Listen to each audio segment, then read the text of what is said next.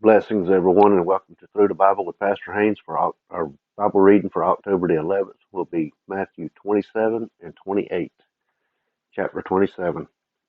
Now, when morning came, all the chief priests and the elders of the people conferred together against Jesus to put him to death.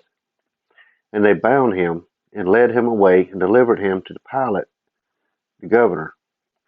And when Judas, who had betrayed him, saw that he had been condemned, he felt remorse and returned the 30 pieces of silver to the chief priests and elders, saying, I have sinned by betraying innocent blood. But they said, What is that to us? See to that yourself. And he threw the pieces of silver into the temple sanctuary and departed. And he went away and hanged himself. The chief priests took the pieces of silver and said, It is not lawful to put them into the temple treasury, since it was the price of blood. And they conferred together, and with the money bought the potter's field as a burial place for strangers. For the reason that field has been called the field of blood to this day. And then that which was spoken through Jeremiah the prophet was fulfilled. And they took the 30 pieces of silver, the price of the one whose price had been set by the sons of Israel. And they gave them for the potter's field, as the Lord directed me. Now Jesus stood before the governor, and the governor questioned him, saying, Are you the king of the Jews? And Jesus said to him, It is as you say. And while he was being accused by the chief priests and elders, he did not answer. When Pilate said to him, Do you not hear how many things they testify against you? And he did not answer him with regard to even a single charge. So the governor was quite amazed. Now at the feast, the governor was accustomed to release for the people any one prisoner whom they wanted. At that time, they were holding a notorious prisoner called Barabbas. So when the people gathered together, Pilate said to them, Whom do you want me to release for you, Barabbas or Jesus, who is called the Christ? For he knew that because of envy they had handed him over. While he was sitting on the judgment seat, his wife sent him a message saying, Have nothing to do with that righteous man, for last night I suffered greatly in a dream because of him. But the chief priests and the elders persuaded the crowds to ask for Barabbas, and to put Jesus to death. But the governor said to them, Which of the two do you want me to release to you? And they said, Barabbas. Pilate said to them, Then what shall I do with Jesus, who is called the Christ? They all cried, Crucify him. And he said, Why, what evil has he done? But they kept shouting all the more, saying, Crucify him. When Pilate saw that he was accomplishing nothing, but rather that a riot was starting, he took water and washed his hands in front of the crowd, saying, I am innocent of this man's blood. See to that yourselves. And all the people said, His blood shall be on us and on our children. Then he released Barabbas for them. And after having Jesus scourged, and handed him over to be crucified. Then the soldiers of the governor took Jesus into the praetorium and gathered the whole Roman cohort around him. They stripped him and put a scarlet robe on him. And after twisting together a crown of thorns, they put it on his head, and a reed in his right hand. And they knelt down before him, mocking him, saying, Hail, King of the Jews! They spat on him. They took the reed and began to beat him on the head. After they had mocked him, they took the scarlet robe off him and put his own garments back on him, and led him away to crucify him. As they were coming out, they found a man of Cyrene named Simon, who they pressed into service to bear his cross. And when they came to a place called Golgotha, which means place of skulls, they gave him wine to drink mixed with gall, and after tasting it, he was unwilling to drink. And when they had crucified him, they divided up his garments among themselves by casting lots. And sitting down, they began to keep watch over him there. And above his head they put the charge against him, which read, "This is Jesus, the King of the Jews."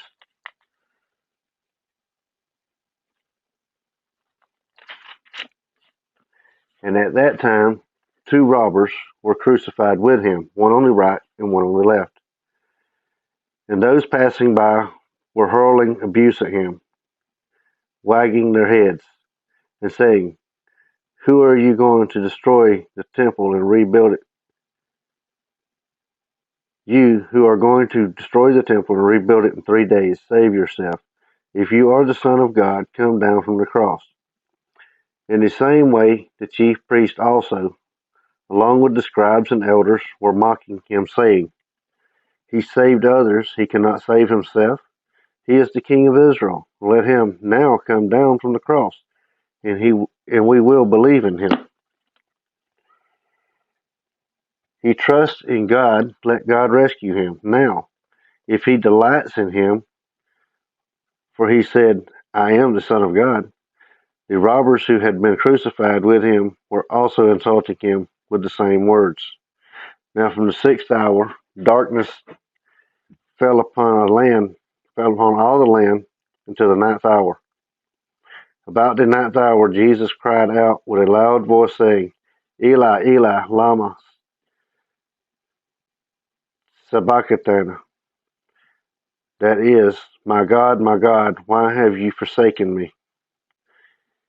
And some of those who were standing there, when they heard it, began saying, "This man is calling for Elijah."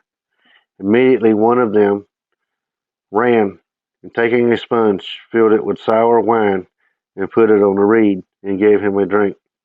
But the rest of them said, "Let us see whether Elijah will come to save him." And Jesus cried out again with a loud voice, and yielded up his spirit. And behold, the veil of the temple was torn in two from top to bottom, and the earth shook, and the rocks were split. The tombs were opened, and many bodies of the saints who had fallen asleep were raised, and coming out of the tombs. After his resurrection, they entered the holy city and appeared to many.